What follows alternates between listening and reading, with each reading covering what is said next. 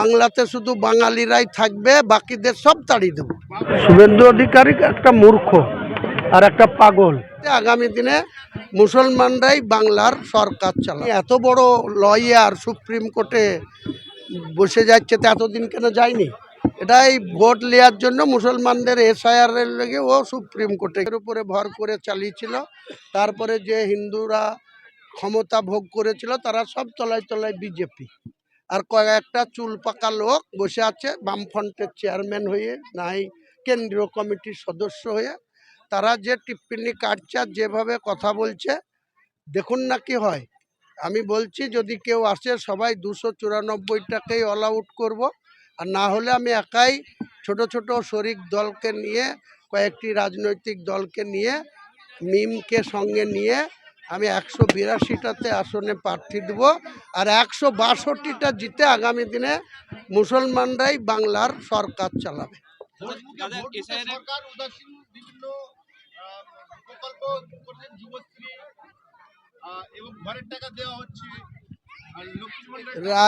রাজ্যের মুসলমানদেরকে এরা ভিখারি করে রাখতে চায়।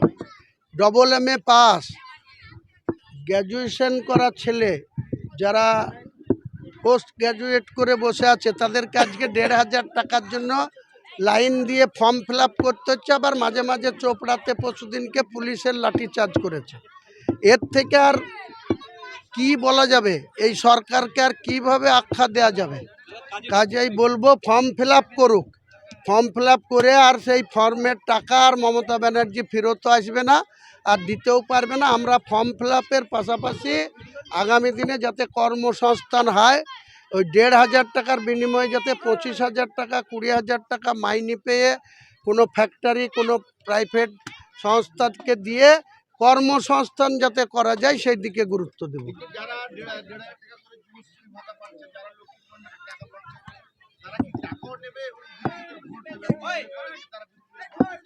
শুনেন, 3বার পেয়ে এসছে তো তাদের লালস হয়ে আছে, তাই তারা 1000 টাকাটা 1500 টাকা আর 1200 টাকাটা 1700 করে মনে হচ্ছে আবার এই করে পার পাবো। তবে আমার স্থির বিশ্বাস এবার আর এই করে পার পাবে না।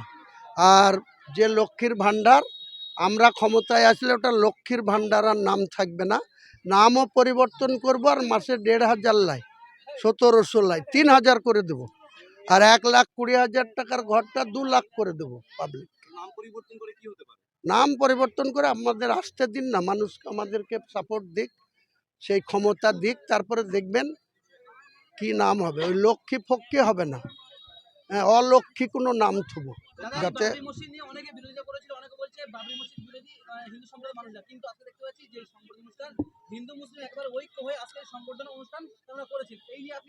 বাংলার কোনো হিন্দু সেইভাবে বাবরি মসজিদের বিরোধিতা করেনি। এমনকি অনেক হিন্দু ভাই বাবরি মসজিদে ইট দিচ্ছে, অন্যান্য ইনস্ট্রুমেন্ট দিচ্ছে, অথচ যত বিরোধী নন বেঙ্গলিরা করছে। নন বেঙ্গলিরা রাম মন্দির করবে, তারা অন্য জায়গা থেকে এসে বাংলার মাটিতে করে কমে খাবে। 1 কোটি মানুষ আছে উড়িষ্যা, বিহার, ঝাড়খণ্ড, উত্তরপ্রদেশ, রাজস্থান থেকে, দিল্লি থেকে। আর এখান থেকে মুর্শিদাবাদ, নদিয়া, বীরভূম, মালদা, উত্তর দিনাজপুর থেকে হয়তো 30 লাখ ছেলে পরিযায়ী শ্রমিক গেছে, তাদেরকে মরতে হচ্ছে। আর এখানে তারা রাজত্ব করে চালাচ্ছে। কলকাতায় উড়িষ্যার লোক কত আছে দেখুন গা। আগামী দিনে যদি বাংলার এই পরিযায়ী শ্রমিকরা বাইরে গিয়ে মরতে হয়, যদি এইভাবে তাদেরকে নির্যাতন হতে হয়, তাহলে আমরাও ভোট পার করে আমরা ব্যবস্থা নিব। বাংলাতে শুধু বাঙালিরাই থাকবে, বাকিদের সব তাড়িয়ে দেবো।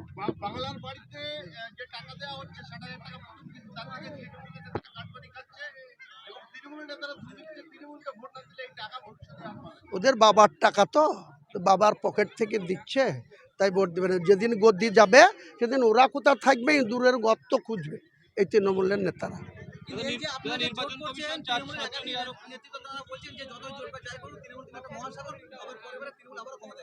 ওটা সিপিএমও বলেছিল যে সিপিএমের মতো রেজিমেন্ট পার্টিকে কেউ হটাতে পারবে না। আজকে সেই সিপিএমের আরএসপির ফরওয়ার্ড ব্লকে সিপিআইয়ের পতাকা খুঁজে পান কোথাও?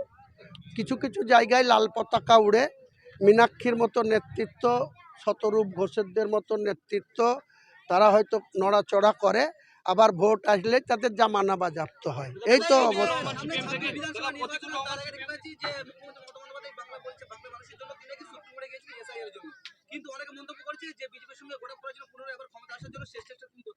উনি তো এক নম্বর নাটকবাজ আর ধোঁকাবাজ, মিথ্যাবাদী।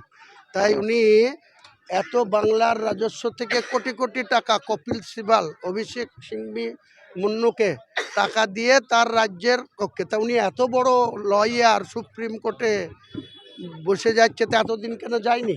এটাই ভোট নেওয়ার জন্য মুসলমানদের এসআইআর এর লেগে ও সুপ্রিম কোর্টে গিয়েছে।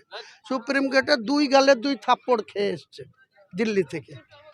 নির্বাচন কমিশন 7 জনকে বরখাস্ত করেছে এবং তাদের বিরুদ্ধে এফআইআর করার অনেক আগেই ব্যবস্থা নেওয়া উচিত ছিল, এদেরকে শ্রীঘরে পাঠানো উচিত ছিল অনেক আগেই। প্রতিকুর রহমান সিপিএম ছেড়েছে, প্রতিকুর রহমানের সাথে কথা হয়েছে? প্রতিকুর রহমান কেন সিপিএম ছেড়েছে, তার কি ইগো বা তার লড়াই কি, সংগ্রাম কি, তার নীতি কি, আগামী দিন 7 দিন অপেক্ষা করুন, বুঝতে পারবেন সে কোন পথে যাচ্ছে। আপনার পক্ষ থেকে তাকে কি কোনো অফার দেওয়া হয়েছে? না, আমি কাউকে ব্যক্তিগতভাবে এইসব করি না। কেউ আমার সঙ্গে যোগাযোগ করলে একবার কথা বললে 3 বার কথা বলি, কিন্তু কাউকে অত গুরুত্ব দিয়ে কাউকে ইনভাইট করি না। প্রতিকুর রহমান সিপিএম ছেড়ে আসাতে কি সংখ্যালঘু মানে মুখ যে সিপিএম থেকে মুখ ফেরাচ্ছে এরকম বলা যায়?